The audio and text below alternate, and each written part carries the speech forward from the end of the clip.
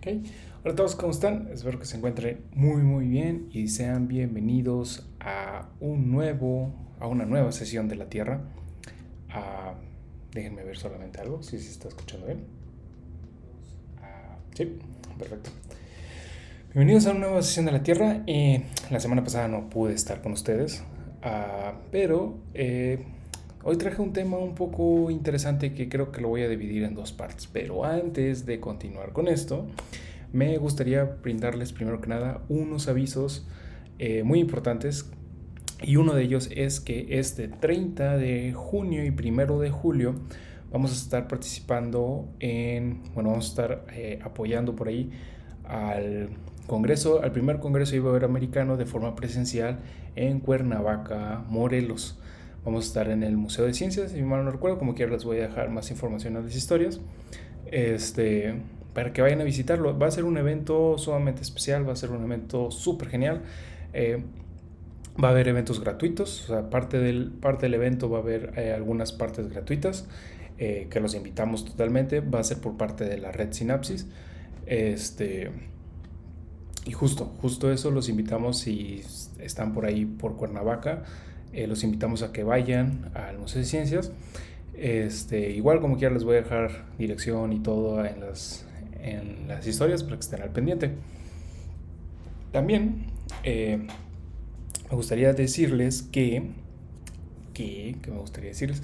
Pues me gustaría decirles primero que nada que ya vamos a regresar con más publicaciones en el canal, tanto de estas formas de video como también infografías y presentaciones que hemos hecho durante varios tiempo, ¿no?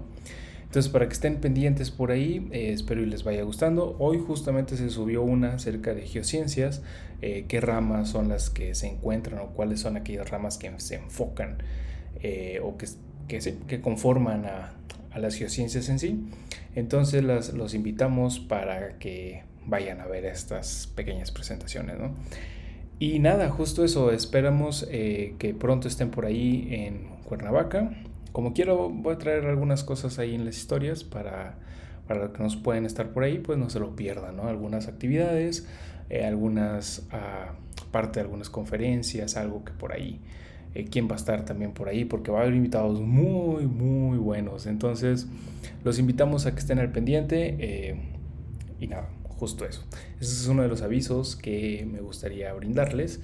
Y otro de los avisos que me gustaría brindarles es que si se encuentran interesados en participar o están en búsqueda de alguna revista de divulgación, pues una de las recomendaciones que les hacemos es a la revista Petroglifos. La revista Petroglifos es una revista totalmente de divulgación de diferentes ramas de las ciencias, que esperemos y próximamente participemos por ahí para compartirles una publicación, ¿no? Que puede llegar a ser de su interés. Y nada, comencemos esta pequeña sesión de la Tierra. El día de hoy, como les dije, va a ser una sesión de la Tierra un poco especial, ya que la dividiremos en dos partes, ya que es un tema sumamente largo y realmente hasta incluso dos partes creo que le quedarían corto. Yo creo que estos temas pueden dar discusión y pueden dar de qué hablar demasiado. O sea, yo creo que con dos sesiones de la Tierra sería muy poco, pero la idea de esto es acercarlos, y si se encuentran interesados en este tema, pues lleguen a profundizar más. Obviamente trataremos de traer más temas como estos y nada, justamente eso. Aquí abajo podrán ver algún texto que si lo llegan a ver, genial. Si no lo llegan a ver, no se preocupen, voy a estar apoyando por ahí. Y vamos a estar explicando el tema de hoy.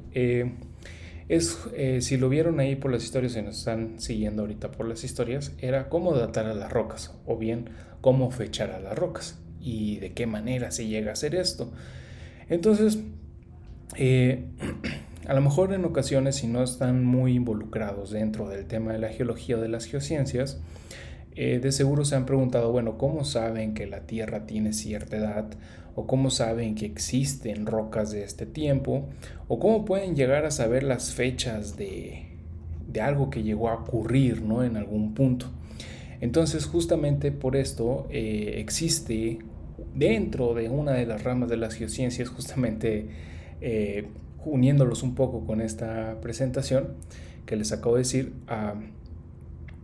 dentro de las geociencias existe una rama conocida como geoquímica, y dentro de la rama de la geoquímica pues llega a haber otra subdivisión que se encarga principalmente de estudiar los fechamientos de roca, ¿no? Que es la geocronología o la geología isotópica. Incluso puede llegar a ser una subdivisión de la geología en sí, ¿no? Entonces, para conocer o que tengamos un acercamiento a qué edad tiene alguna roca o qué edad o qué pasó en cierto periodo de tiempo, pues existen tres enfoques generales que nos llegan a permitir fechar materiales geológicos y poder responder qué edad tiene, por ejemplo, este fósil, o qué edad tiene esta roca, o en qué edad ocurrió tal evento, ¿no?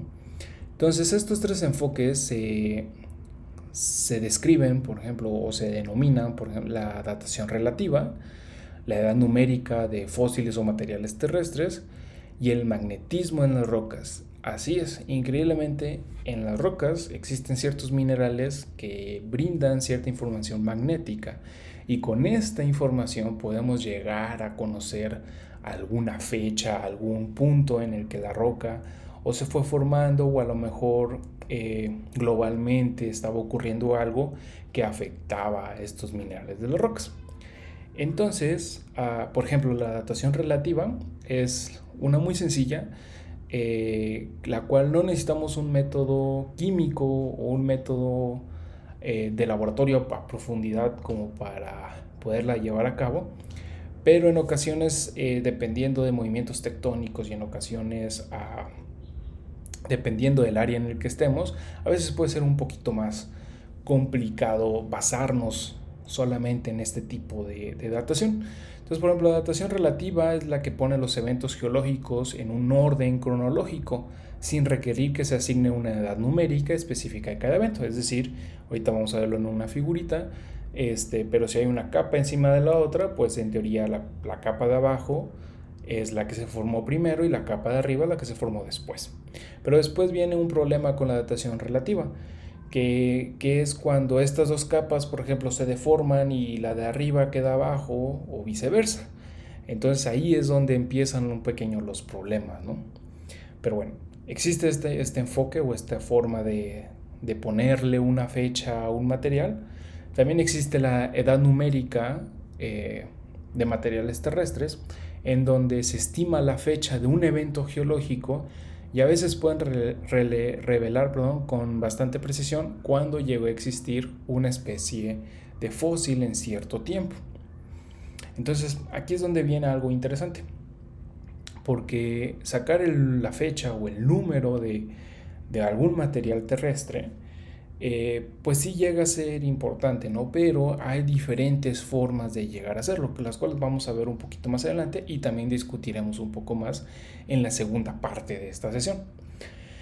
Pero, por ejemplo, con estas fechas nosotros podemos estimar incluso procesos geológicos que dieron lugar a la formación de ciertas rocas. Por ejemplo, en las rocas volcánicas, la edad numérica nos puede decir cuándo terminó de cristalizar toda una roca, o bien cuándo se llegó a formar un cierto cristal que aún se mantenía antes de generar la roca que tenemos en la superficie. Entonces, aquí en la edad numérica es donde entra una parte sumamente importante, que es qué vamos a fechar, ¿verdad? Pero ahorita vamos a hablar un poquito más de eso. Y en el caso de obtener información del magnetismo en las rocas, pues esto se puede utilizar para estimar la edad de un sitio fósil. Este método utiliza la orientación del campo magnético de la Tierra, la cual obviamente sabemos que ha ido cambiando a lo largo del tiempo, ¿no? Para determinar la edad de los fósiles e incluso obviamente de las rocas. Entonces aquí es donde los minerales que llegan a tener alguna característica magnética toman lugar, ya que se pueden orientar o pueden a lo mejor incluso formarse dependiendo de cómo se encontraba el campo magnético de la Tierra en cierto tiempo, ¿verdad? Y algo importante aquí es que cada uno de estos tres enfoques utiliza distintos métodos analíticos para poderse llevar a cabo. Hay algunos que se hacen en campo, perdón, e incluso hay unos que se toman la muestra de diferente forma. Entonces, eso es algo sumamente interesante, ¿no? Algo importante. Ahora bien, perdón.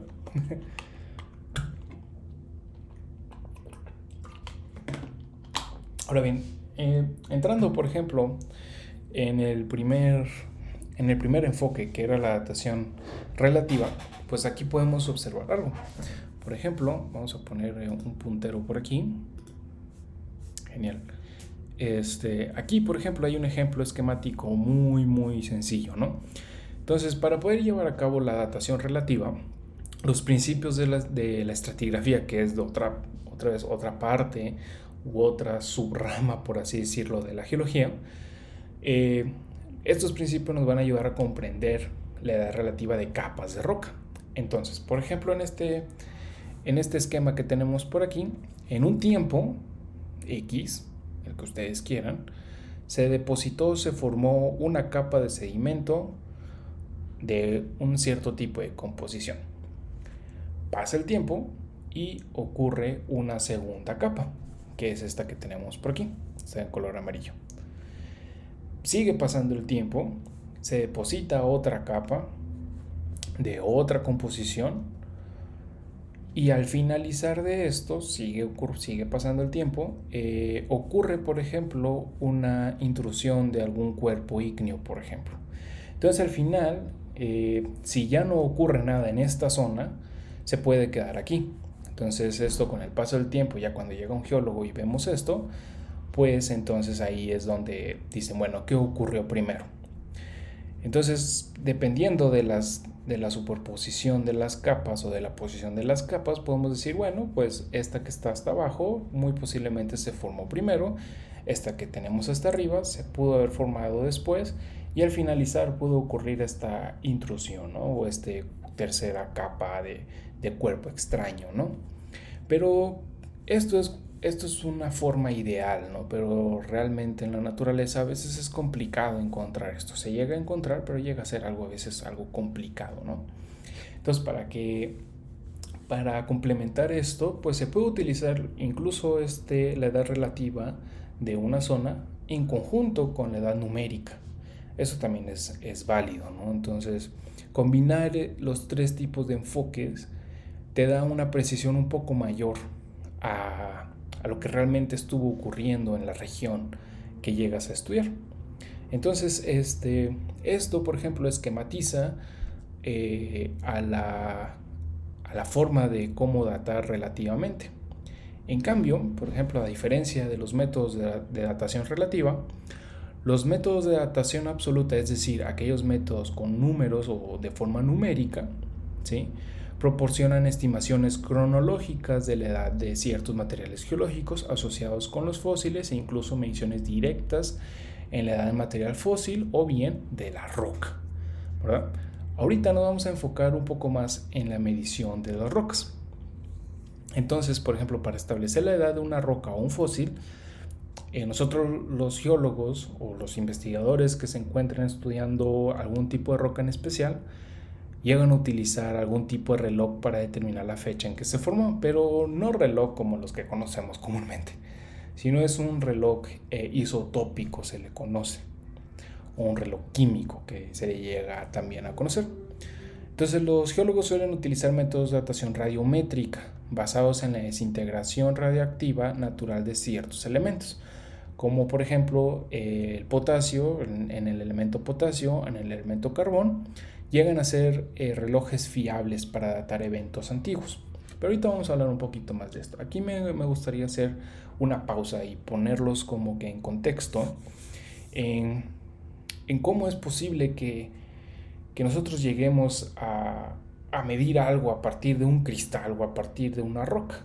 Pues bueno, sabemos bien que los cristales que conforman a las rocas se encuentran compuestos por distintos elementos, ¿verdad?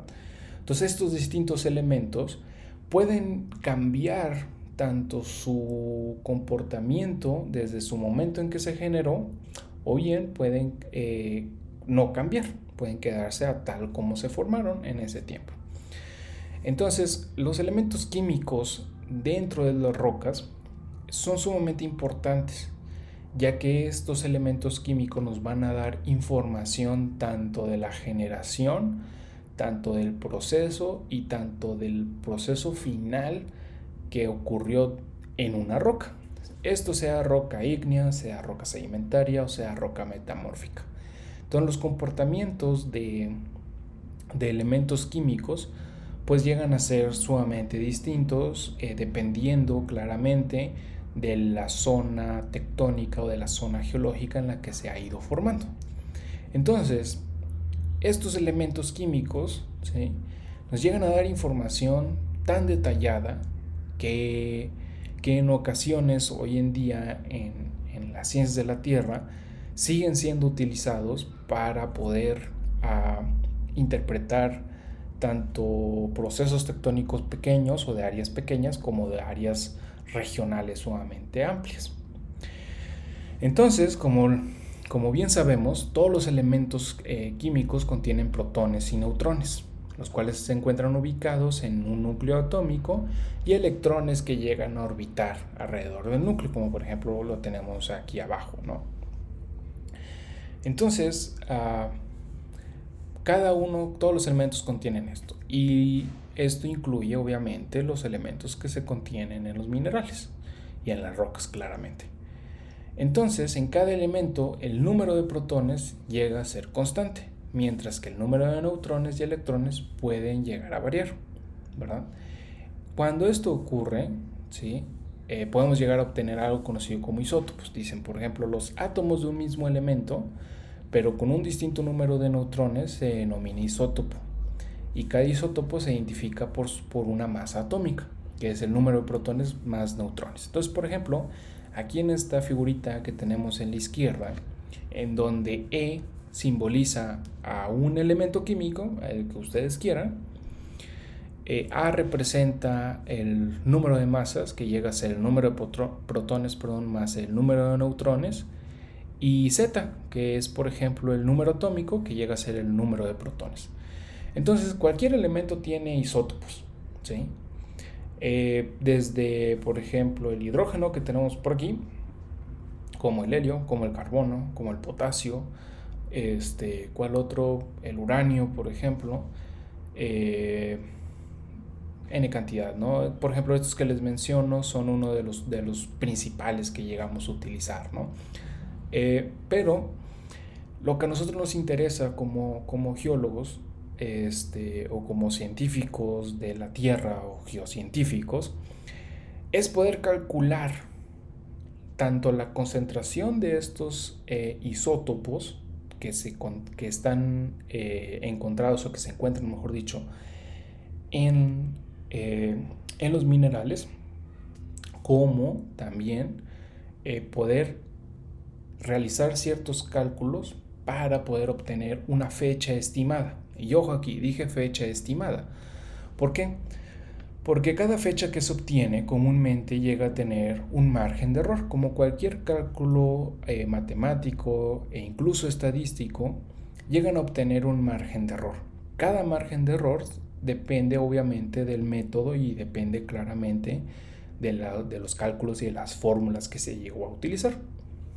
Entonces, uno como geólogo pues realmente necesita primero arrancar de algo, ¿no? Entonces, para poder ir arrancando con la forma de medición, pues primero necesitas tu material geológico. Entonces, este material geológico puede ser, como les digo, una roca, un cristal en específico, materia orgánica, también eso se puede hacer, etcétera, ¿no? Entonces, principalmente, por ejemplo, en mi experiencia que yo he tenido hasta el momento, he trabajado con roca y con cristales. Y es algo sumamente interesante, porque la medición, el método analítico llega a ser similar, ¿sí?, pero la medición del material llega a ser muy distinto. Es decir, si yo mido una roca, si yo fecho una roca, ¿sí?, por ejemplo, digamos este ejemplo, yo tengo una roca basáltica. Las rocas basálticas en ocasiones no llega a presentar cristales muy grandes. si no es simplemente vidrio o son cristales, rocas con cristales muy pequeños. Entonces, comúnmente en las rocas basálticas, cuando se fechan, llegas a medir la roca total. En cambio, por ejemplo, en rocas félsicas como una riolita o por ejemplo una roca silícica como un granito, pues tienes cristales de plagioclasa, por ejemplo, sumamente grandes que son visibles a la vista, ¿no? Al ojo humano lo puedes llegar a ver, ¿no? Entonces se pueden separar estos cristales. Entonces, la forma de preparación de la muestra en ocasiones llega a ser similar e incluso la medición en ocasiones llega a ser similar. Sin embargo, la interpretación de las fechas llega a ser muy distinta. ¿Por qué? Porque si tú estás datando un cristal, tú estás datando la formación o la cristalización de este cristal. Y los cristales en ocasiones se pueden generar mientras, por ejemplo, en rocas volcánicas, un cristal se puede llegar a formar mientras el magma aún sigue estando líquido, no una roca al finalizar. En cambio, si tú mides una roca total, tú estás midiendo el producto final de todo el proceso que llevó a cabo para generarse esta roca. Entonces espero y me llegue a explicar un poco. Si no, pueden dejarlo aquí en los comentarios si tienen alguna duda, claramente. Pero, por ejemplo, en el caso de las rocas, uno necesita saber bien qué vas a datar y cómo lo vas a datar. Y también tenemos que ser muy conscientes de que la fecha final que obtengamos siempre va a tener una variación, no va a tener un margen de error que es normal y es típico en métodos analíticos, ¿verdad? Entonces, imagínense esto: para poder llegar a la fecha de algún evento geológico, necesitas primero ir a campo, ir por tu roca, decidir qué vas a medir, si vas a medir roca total o vas a medir cristales, fragmentarla, romperla, etc. Prepararla para el método analítico que necesites. Y lo que tú vas a venir midiendo va a ser esto: va a ser ciertos isótopos necesarios. Y ojo aquí, ya que no todos los isótopos llegan a ser medibles hasta el momento. Entonces hay ciertos métodos que llegas a necesitar medir ciertos isótopos. Entonces ahí es donde empieza el juego, ¿no? Ahí es donde empiezas a ver, bueno, qué realmente necesito medir para esto y por qué lo necesito medir para esto. Entonces, la mayoría de los isótopos que se encuentran en nuestro planeta son generalmente estables y no cambian. Entonces, si una roca se formó hace, no sé, 1.000.000 de años, ¿sí?, esperaríamos que los isótopos lleguen a ser, o la cantidad de isótopos llegue a ser muy similar a cómo se formó. Sin embargo, las abundancias de estos isótopos, ¿sí?, pues llegan a variar, ¿no?, y llegan a decaer, que es un punto importante aquí, la palabra decaer, ya que las abundancias de isótopos, tanto padre e hijo, es decir, del isótopo de donde se generó y los isótopos que se fueron formando a partir de este isótopo principal, en una muestra se puede medir y utilizar para determinar su edad. Este método se conoce como datación radiométrica. Entonces, en la siguiente sesión yo les voy a tratar de explicar un poco cómo es este proceso en donde un isótopo se fragmenta y va buscando su estabilidad, ¿sí? Entonces, en estos cambios llega a pasar cierto tiempo, ¿no? Entonces, pero en sí el método que se utiliza para poder obtener esto es la datación radiométrica, ¿sí? Y es un caso, o sea, realmente es este tipo de métodos llega a ser un poco complejo en cierta forma, pero una vez que se entienden, pues son sumamente útiles, ¿no? Y es uno de los métodos más robustos, uno de los tantos métodos robustos que se tienen hoy en día para poder fechar a las rocas, ¿sí? Entonces, espero y puedan llegar a ver esta pequeña tabla que les dejo por aquí, pero sí creo que sí será un poquito complejo verlo. Pero bueno, aquí por ejemplo les pondría un poco, bueno, les conseguí esta tablita en donde hay diferentes métodos, diferentes nombres de métodos. El rango de edad de aplicación, porque ese es otro, o sea, cada método tiene un rango de edad para poderse detectar. ¿Qué materiales se pueden ser medidos y de qué forma se llega a obtener? Entonces, si pueden observar, hay muchas formas de métodos de datación.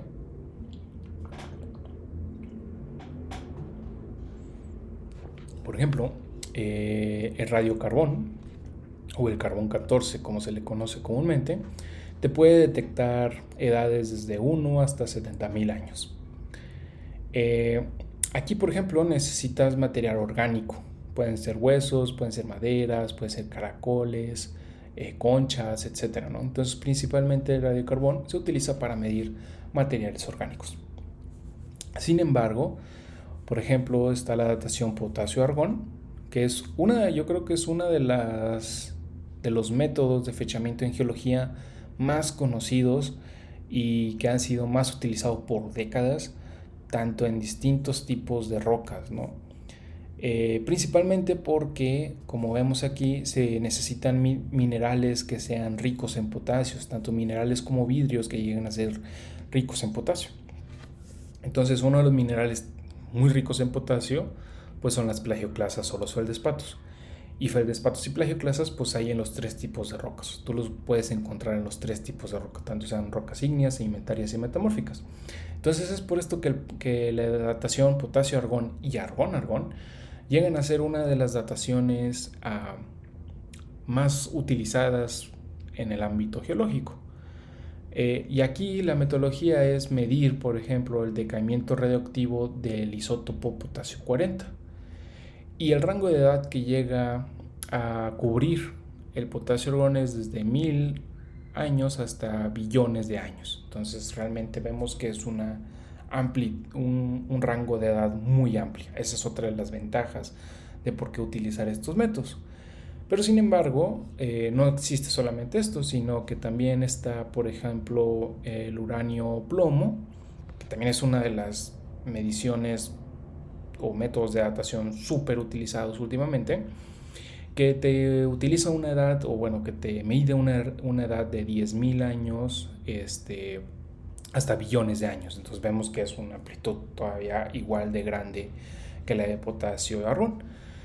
Aquí se necesitan minerales ricos en uranio, y uno de esos minerales comunes o que se llega a medir llega a ser los zircones. Pero ojo aquí, los zircones en ocasiones no llegan a estar presentes en todas las rocas, ¿verdad? Entonces ahí hay que tener cuidado. Y aquí la metodología es de igual forma medir el decaimiento radiactivo del uranio al plomo. Esto a partir de dos cadenas separadas.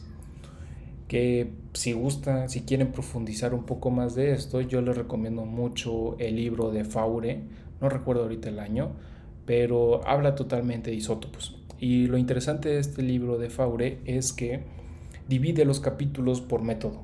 Entonces es un libro sumamente genial para poder entender a fondo cada uno de los métodos, no tan siquiera el principio básico de estos métodos. De igual forma, por ejemplo, les hablaré de una forma muy general de todos. Por ejemplo, está el track de fisión o de fusión. De fisión, creo que es de fisión. El cual de igual forma, muy similar al potasio-argón, te mide de 1000 años hasta billones de años. Necesitas minerales y vidrios que sean ricos o que presenten uranio. Y aquí mides el daño o del camino, o es decir, el camino de daño que se presente en los cristales o en el vidrio de alguna roca a partir del decaimiento radioactivo del isótopo 238, del uranio 238. Entonces es una manera muy distinta de medir a cómo se midieron estos de acá. Entonces, si se fijan, hay distintos métodos y aquí se le pueden ir agregando más y más y más y más. Pero como les digo, en lo personal lo que me ha tocado a mí es, por ejemplo, presenciar e incluso a veces medir a partir de estos tipos de métodos de potasio-argón y argón-argón. Entonces es algo sumamente útil, ¿no? Pero nada, chicos. Fue la primera parte de Sesiones de la Tierra, cómo fechar una roca. Es totalmente una introducción, como les digo, con 2 sesiones creo que sería muy poco, creo que necesitaríamos más. Pero el mensaje que me gustaría que se llevaran al terminar esta pequeña sesión es esto, es que las edades que se proponen se basan a partir de un método científico. Y es un método científico que en ocasiones llega a ser largo, pero también tiene pues, su sustento estadístico y su sustento matemático. Entonces, algo importante de aquí también es que cada vez que ustedes observen una fecha o una datación de alguna roca, de algún material, hay que siempre contemplar mucho también la incertidumbre o este margen de error que les comento. ¿Por qué? Porque en ocasiones, pues como es un método analítico, llegas a obtener, pues a veces límites o errores o llegas a obtener, pues principalmente limitantes, creo que lo llamaría así. Entonces, en ocasiones, tú mides algo, tienes una fecha, pero tu margen de error a veces es sumamente alto. Entonces, más menos, por ejemplo, digamos un número 10 más menos 5, por ejemplo, es que este 10 es el promedio y es 10 más 5 o 10 menos 5. Entonces está en todo este rango de edad, tu edad verdadera. Entonces ahí es donde empieza el juego, ¿no? Ahí es donde empiezas a preguntarte, bueno, esta fecha sí es confiable, no es confiable, cómo es que se hizo o por qué no llega a ser confiable o por qué sí llega a ser confiable. Entonces, el margen de error siempre es muy importante en estos tipos de fechamientos, en estos tipos de métodos. Y no nomás aquí, sino en algunos otros métodos que se llega a utilizar en materiales geológicos. Pero nada, chicos, espero les haya gustado. Si les gusta, no olviden dejar su like, compartirlo, suscribirse al canal por si quieren más información como esta. Esto, como les digo, es una pequeña introducción a la forma o a los métodos de datación que se encuentran en geología. Nos vemos en la siguiente sesión, en donde trataré de explicar un poco más el decaimiento radioactivo, cómo es que se forma, de qué se trata esto, y cómo también podría agregar un poco qué métodos, o sea, la forma, la herramienta que se llega a utilizar, ¿no? Pero nada, espero que les haya gustado.